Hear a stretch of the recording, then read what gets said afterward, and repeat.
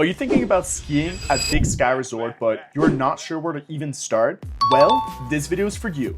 In this video, I'll walk you through exactly how to plan your trip to Big Sky, from getting there, where to stay, and what it's actually like on the mountain. Without further ado, let's roll the intro.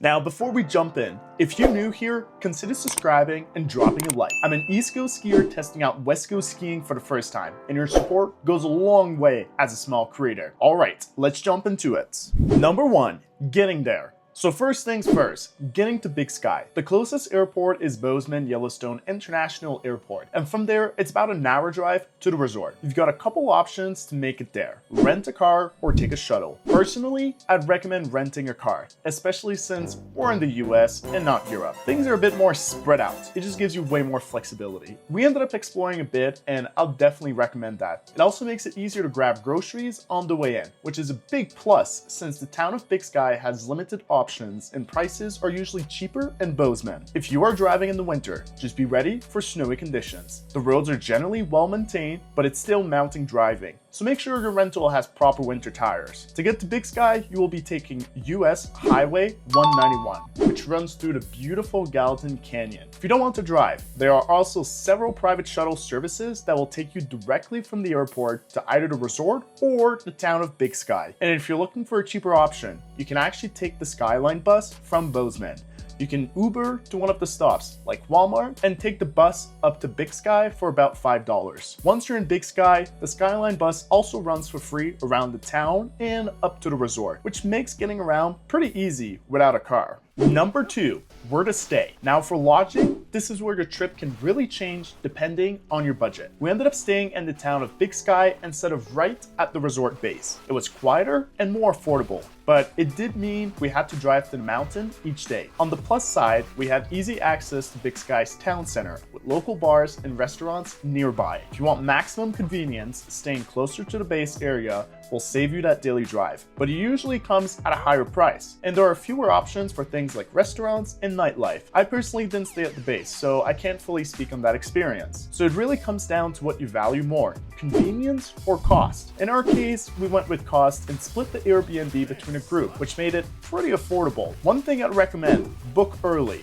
Not only can you save money, but you'll also have way more options to choose from. Number 3, lift tickets and rentals. Now, before getting into the skiing, let's quickly talk about lift tickets and rentals. Lift tickets at Big Sky Resort can get pretty expensive if you're buying day of, so I definitely recommend booking in advance or looking into passes like Icon if you plan on skiing multiple resorts. If you need rentals, there are plenty of options, both at the base area and the town of Big Sky. The on-mountain rentals are definitely more convenient, but you'll usually save money if you rent in town or in Bozeman before heading up. Personally, I brought my own gear, but overall it seemed pretty straightforward whether you're renting on the mountain or in town. It just depends on your budget and how much convenience you want. Number 4, what the skiing is like. Now, let's talk about the skiing. Big Sky Resort is known for its massive terrain and variety. Whether you're into easy trails, groomers, tree runs, park, or more extreme alpine terrain, there's a bit of everything here. One of the standout features is the Lone Peak Tram, which takes you straight to the summit and gives you access to some of the most advanced terrain on the mountain. I actually have a full video breaking that experience down, including the terrain and what it's like skiing it. So if you want a deeper look, I'd definitely recommend checking that out for all the details. But overall, this place really lives up to the hype,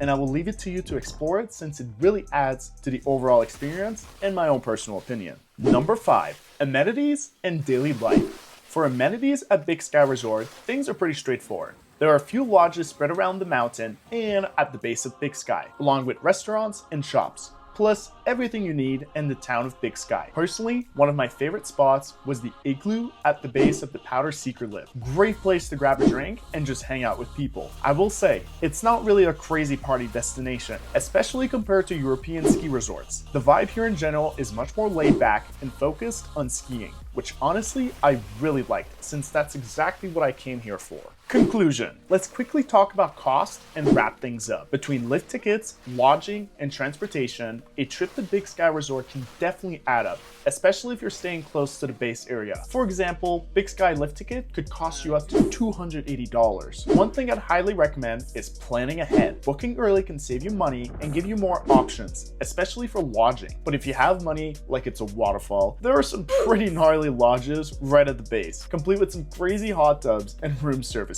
If I were to do this trip again, I'd plan groceries ahead of time and take a closer look at staying nearer to the mountain, just for the added convenience. Overall, Big Sky is an incredible place to ski, and it's an experience I won't forget. It offers a huge variety of terrain, a more laid-back atmosphere, and some really unique experiences you just don't find everywhere else. If you're looking for a big mountain trip that's less chaotic than some of the bigger Colorado resorts and want to avoid that I-70 traffic, this is definitely one to consider. One thing I would also like to add is Big Sky actually offers some free parking, right? Isn't that refreshing? I wish Epic Resorts could learn from that. Anywho, thanks for watching and go check out my other ski videos.